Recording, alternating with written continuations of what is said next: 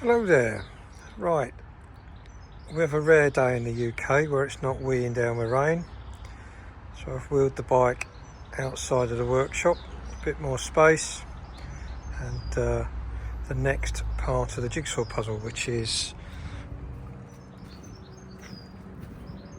an extension for the front mudguard. I've not done a lot of riding, well, not done a lot of riding of it at all.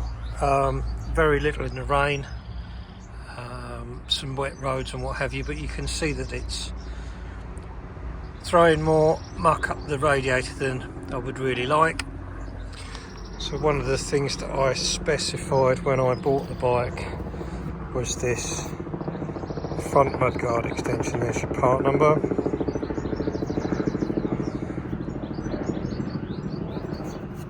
We'll have a look and see what's inside the box. So, what do we have in here?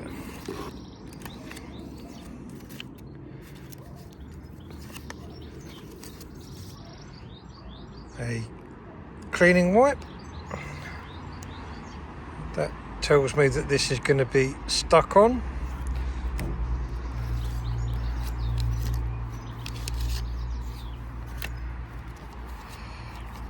Instructions, which basically just say in a million languages instructions are available online, and that's your QR code to take you there straight away. I'll have a look at that, and if I think it's worth printing out, I'll do it, and I'll put a link in the description.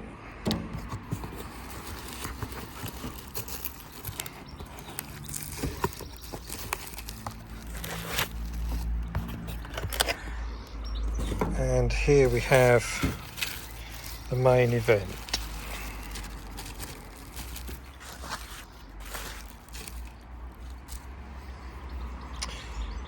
Which is, well, it's a nicely moulded and finished piece of plastic, sticky pad. I don't really understand why they're not fitted as standard, but I suppose some people like the cosmetic look of a short guard rather than the practicality of a longer one. Anyway, see about putting it on, I suppose. Right, the front mudguard is held on with 6 fixings, 2 on this rear stay, 4 on the top. I suppose we could undo these 2 either side as well, might make it a little bit easier to slide it out. Maybe I'll do it that way. Anyway, let's whistle them off and get things cleaned up, ready to put the extension on.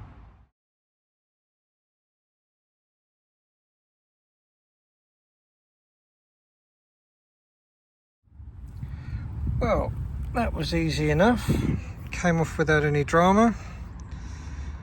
I should take this indoors and give it a bit of wash in some soapy water, dry it out so it's nice and clean, and then we'll come back and stick the pad on.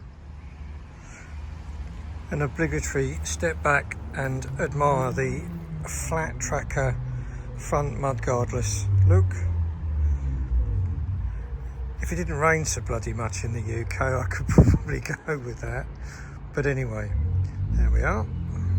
So, I've given the mudguard a good clean and dry, so we should be able to stick that back on, no problem. I did note that these captive nuts here, they just wanted to spin in those housings, so decided that would be the better way of getting it off, would be to undo the stay at the forks rather than struggle with those, but just something to be aware of. It does also mean that I'm less likely to stick the extension on the wrong end, so let's give this a good clean out and get this pad stuck on. I made a couple of aborted attempts to video sticking this on, but it was just impossible to do with one hand. So here we have the pad applied, or the extension applied, you will note that there are mouldings on the inside of the mudguard, which effectively mean that you cannot put this on in the wrong place.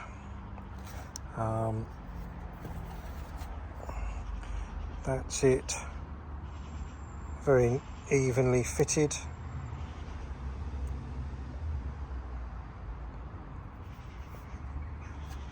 So let's get it back on the bike.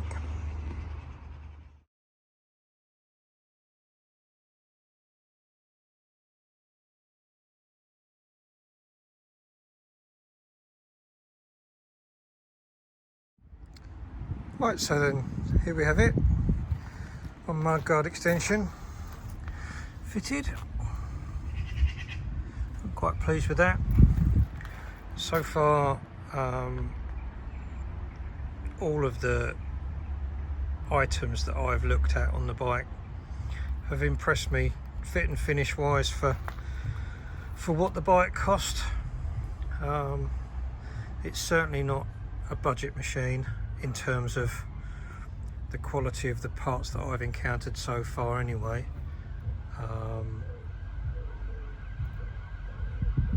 It does remain to be seen how long it's going to last, but yeah, I think certainly in terms of value for money, everything appears to be as good as I'd hoped and nowhere near as bad as I'd feared. So anyway, that'll do for now. Thanks for watching, and ride safe. I'll be back in a bit with some other parts. I've got some other accessories to fit, so I'll catch you then. Thank you.